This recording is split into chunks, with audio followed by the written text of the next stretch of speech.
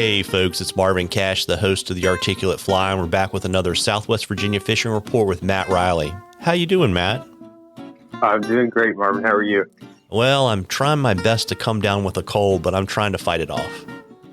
Yeah, well, you're lucky you're not here, because if I was trying to fight one off after today, I would be in the loser's corner for sure, because it's been cold as heck the last week and a half or so. Yeah, it's interesting too. I always forget until I go home. Not only is it, colder in central and southwest Virginia, but it's also windier than it is down here in the Carolinas. Yeah, for sure. Particularly on the river. That's the windiest place you could be right now. Yeah, and so, looking at weather, all of us in the Mid-Atlantic have gotten a pretty good pop of cold air, and kind of depending on where you are over the weekend, you got either snow or a decent amount of rain. What did you see? Yeah, we kind of got both, and it really kind of, where we live here, the elevations vary drastically, so it really depends on where you're at. I mean, some spots along the North Carolina border got, 9 to 12 inches. Some places, like here in Abingdon, we got about 2, and some other places didn't hardly get any that are, not that far away. But the high elevation, the high country definitely got a decent amount. So as cold as it is, water temps on the New River have kind of plummeted. We're supposed to get a warm up the end of this week, Thursday, Friday, Saturday, and which will be good. But what we end up seeing there too is when that snow starts to melt in the watershed on those warm days, that water, the snow melt's still pretty dang cold, and it ends up in the river. And so we'll see kind of a buffer of cold water even after we get a warm up. And, but hopefully after that, we'll get back to decently warm and, temperate climate, and the river will not be freezing as much as it has in the last week or so.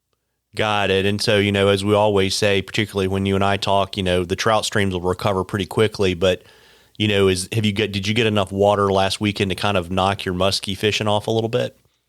Yeah, we did. And what happens? I actually have not seen the lower new since we got all that rain, which was like 3 days ago.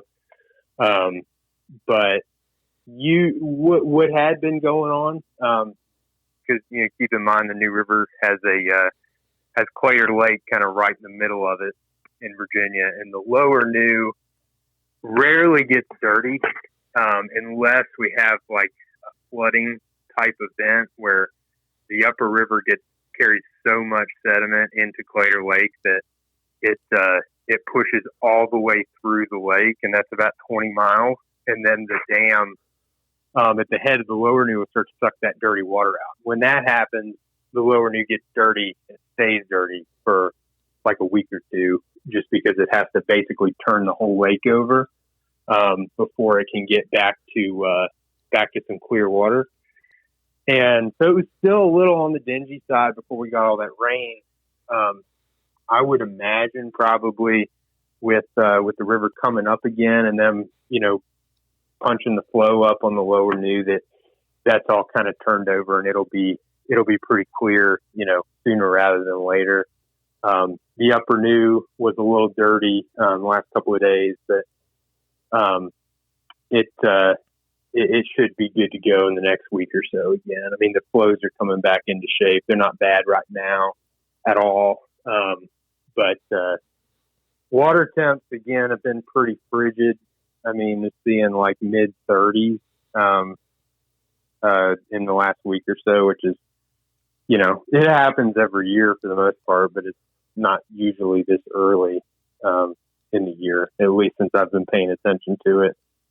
So that's where we're at. And yeah, like you said, the trout streams are in great shape. We were out there today, and it's pretty dang cold, but fish are still biting. So. Yeah, and I guess the real takeaway is to remember that when the snow starts melting, that water is going to be colder than you think it should be based on how you feel standing out in the weather. So probably, right. Yeah. Right. So fish probably a little bit slower and a little bit deeper. Yeah, yeah, just about. It's all water temp oriented, and yeah, particularly those muskie. It seems like the colder that water gets, the deeper they sink. Particularly in those winter holes where you get a tad bit of like stratification, where when the when it gets real cold and that surface level of water gets real cold, it'll sink to the bottom, and so you'll have fish glued to the bottom pretty much.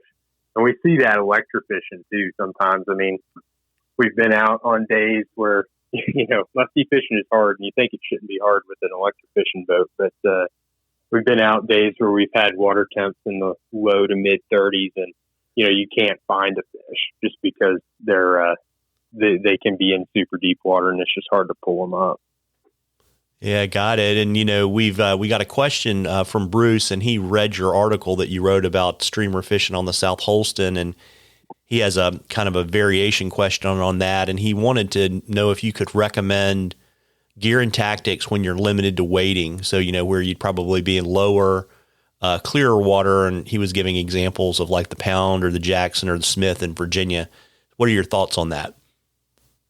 Yeah. So to sort of summarize the whole, tailwater streamer fishing deal, part of the reason why it's so effective and dependable is because a lot of the southeastern tailwaters have, regular high water events in the form of dam discharge, which is,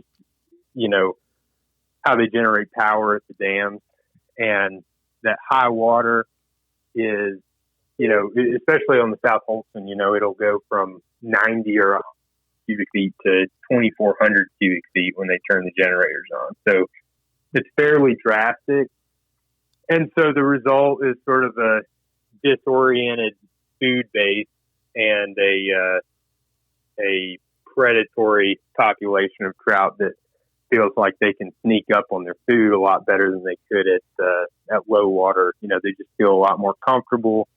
To a certain extent, faster water forces a quicker decision on their part. And so, that wary, smart fish, you have a little bit of a leg up on for that reason. On mountain streams or even smaller tailwaters that don't really have those sort of drastic high water events, the one thing that I would say, personally, I will streamer fish even if we don't have high water. You just kind of have to approach it a little differently. But it's something that I almost reserve for, the right conditions. Like, for example, our local trout stream here, one of them, the South Fork of the Holston, has a brown trout population. It's primarily rainbows, but there's certain conditions under which you just don't see that many brown trout, and that's generally lower, clearer water.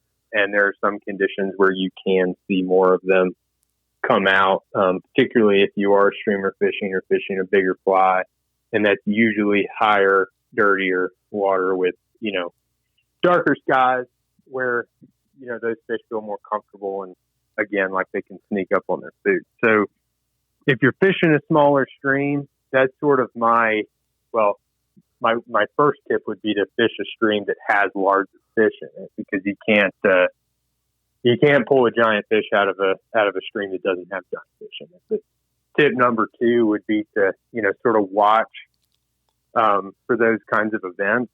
These days, thankfully I wasn't around for it, but back in the day we didn't have USGS stream flow gauges and stuff like that. Now you can sit at home and just watch what your river's doing. So when you see that kind of thing happen, that's that should be sort of your cue to go. With lower, clearer water, pretty much across the board, it changes a little bit just because the fish generally have more time to look at your fly. They're not quite as stirred up. It's like a coyote trying to catch a rabbit in the middle of the day. they don't have the advantage they do at night. So generally, if you got lower, clearer water, I would be fishing a little more realistic type streamer pattern. I would either be fishing a super realistic fly, sort of in the fish's face, like if you know where a particular fish lives, sort of marinate that fly in front of them and really try to finesse them into eating it.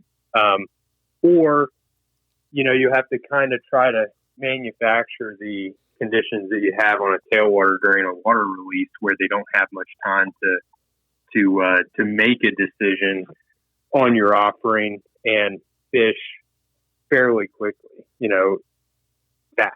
It's the same reason that guys that fish spinning gear for trout with jerk baits and spinners and stuff like that can catch fish in low water.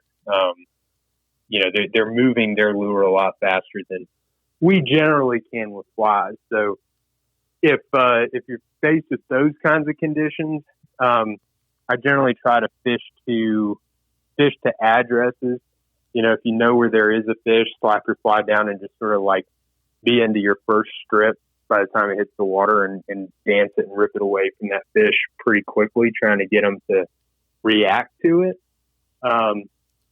Or, you can just sort of stay on your feet and cover water really quickly and just look for that really aggressive player.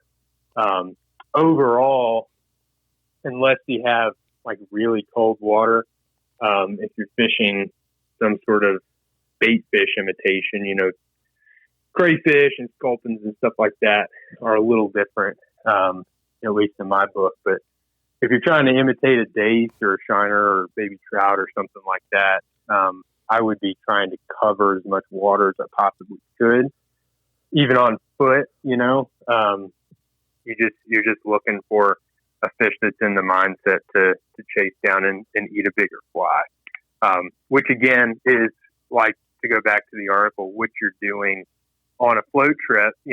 Sometimes when we float these tailwaters, we're floating 15, 20 miles a day, and you might not catch that many fish, numbers wise, compared to, what you might do with a nymph rig or something like that. But, you'll find the aggressive ones, and a lot of times those are the mature adult, fish.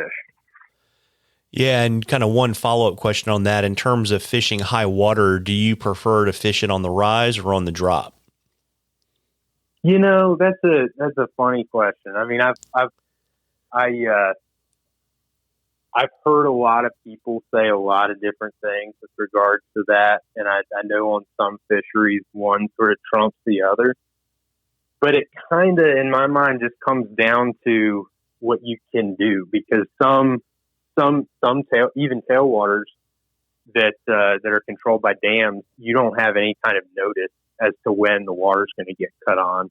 So, unless you're just sitting at home watching the gauge and you happen to see it pop up the first hour that it does, how are you going to get there on the rise unless it's rising for, a day or two?